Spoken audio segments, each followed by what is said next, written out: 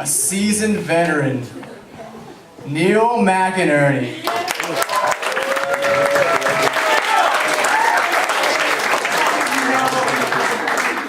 Yes!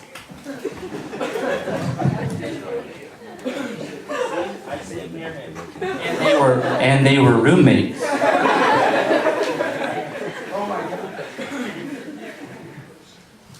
Hello? Hey! Hello? Hi! Taxi! Can I get a taxi over here? Taxi cab! Hello? Can I get a taxi? Man, it is getting harder and harder to hail a cab these days. Especially when you're inside. It's difficult to find a cab. It's even more difficult to find a successful cab driver. But perhaps, due to the rise of Uber and Lyft, it's most difficult to find the former host of the impromptu game show, Cash Cab,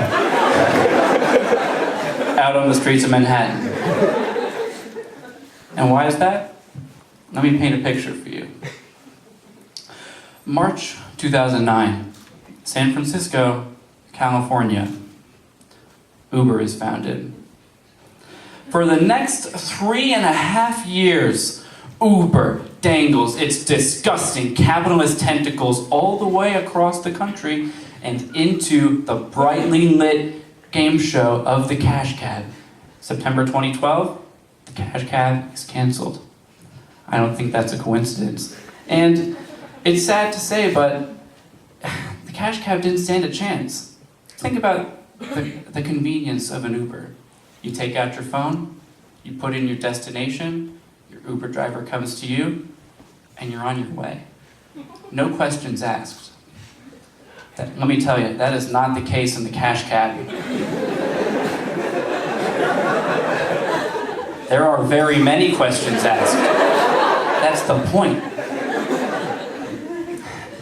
And I couldn't even imagine if that same thing were to happen to me in an Uber.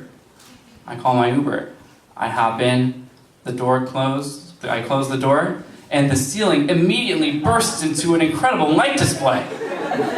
The driver turns around and says to me, "Neil, what's the capital of Indonesia?" "Man, I don't know. I'm just trying to pick up my kids from my ex-wife's place."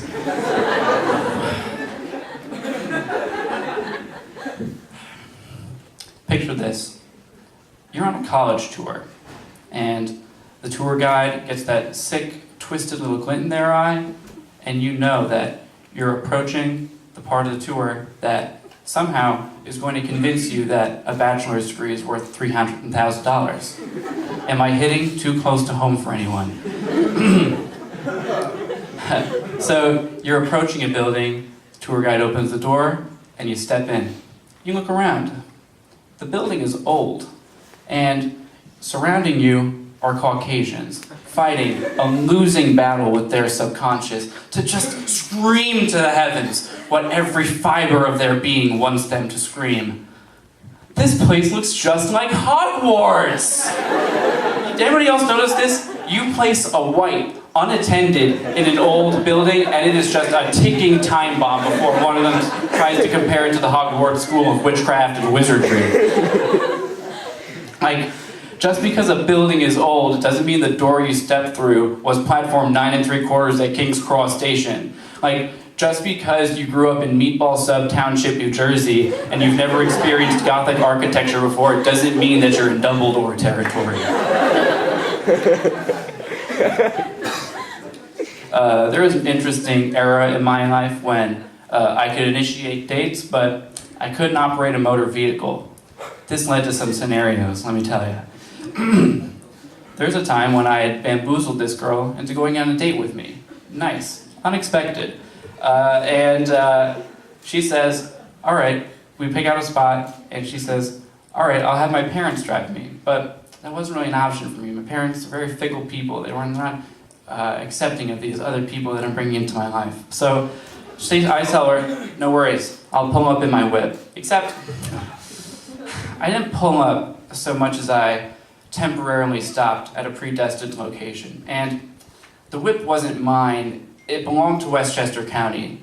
And full disclosure, I took the bus. So I'm on my bus journey, and I get a text from this girl. She says, I'm in the CVS parking lot with 3 exclamation points. Are you particularly proud of your choice of meeting spot? Like, are you thinking, he's gonna know that I take care of my personal hygiene? And with the extra care card, doing so at prices that won't break the bank. So I arrive in this fabled parking lot, and I approach this girl who's being flanked by her mom, Diane, right behind her. So I go up to them, and as with any good trade deal, I shake both of their hands. No, I don't. I shake one of each of their hands. To be clear, I just want to be clear.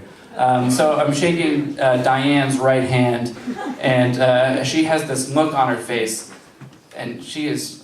It's as if she's just seen a ghost. Now, in part, that's probably because I'm so pale, but it also must have been a real shock for her. She must have been thinking something like, I have spent my whole parenting career telling my daughter not to meet strangers from the internet. Now, I am handing her over to one. Life is crazy, man. So, anyway, we head off on our little date. We go to Starbucks, we get some pizza, and we go sit on a park bench afterwards. It's 7:30 p.m., and I look at my watch, and it's 7:30 p.m. The Westchester buses stop running at 7 p.m. And I get a feeling not too unlike Fiona in that one scene in Shrek where she's about to turn into an ogre, but like Shrek doesn't know it yet, so she feels like super trapped and like very stressed. Guys, Shrek, great movie, check it out. But then my date, luckily, she says something to me that says, oh, don't worry, my mom can drive you back. Oh, cool, I didn't know Diane and I were cool like that yet, but that's awesome. So I get a text from my date a couple days later, and she says, I was wondering if you wanted to watch movies or something at my house. Ooh, awesome. Yeah, let me just shoot a text to Diane. We'll see if she's available. So that does actually happen, and it's the day of, and I'm eagerly anticipating. I'm looking out the window like a wife waiting for her husband to return from war, just eagerly anticipating that 2013 Kia Sorento will come up in my driveway. And I see it approach. I leave my house, and I look in the car. Diane's driving, and in the rear middle seat lies my date. The rear middle seat, the Boost Mobile of seats. It's so uncomfortable. And I realize as I'm walking that this is a ploy for the duration of our trip, so that she can be pressed up against, I don't know, this? So she correctly assumes that I won't be sitting shotgun with Diane. So I open the back door, I take the rear right seat, I close the door, the ceiling doesn't explode into a light display. I put in my seatbelt, and my date immediately starts scooching ever closer to me, making me highly uncomfortable for very many reasons, not least of which we have her mother sitting in the front left seat, and just seconds later she turns around, notices this, and gives me a piercing look. And needless to say, I am very uncomfortable, so I just have to look back at her with this look that says, don't blame me, I'm Diane back here. All right, that's it. Thank you so much.